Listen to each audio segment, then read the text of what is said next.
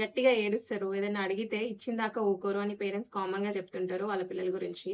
అయితే వీటినే temper tantrums అంటాము. ఈ behaviour normal up to 5 years పిల్లల్లో. మరి పిల్లలు అట్లా ఏడ్చినప్పుడు ఏం చేయాలి అంటే ఫస్ట్ మీరు కామ్‌గా ఉండాలి. బెదిరించుడు అట్లా చేయొద్దు.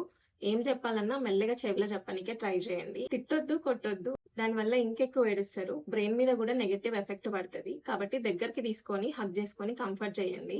ఫిజికల్ టచ్ అవసరం వాళ్ళకి సేఫ్‌గా ఫీల్ గానీకే. ఇంకోటి దేనికోసం అయితే ఏడుస్తున్నారో అది అస్సలు ఇయ్యొద్దు. ఎందుకంటే ముందు మనమే నో అంటాం. మళ్ళీ ఏడవంగానే మనమే ఇచ్చేస్తే నెక్స్ట్ టైమ్ ఏదైనా కావాలంటే ఏడుస్తే ఇస్తారు అని అనుకుంటారు. మెల్లగా అదే అలవాటైతది. రాను రాను టాంట్రమ్స్ ఇంకెక్కువైతాయి. ఇంకొకటి ఫోన్‌లు, టీవీలు గూడా అస్సలు ఇయ్యొద్దు ఏడుపు మాన్పించనీకే.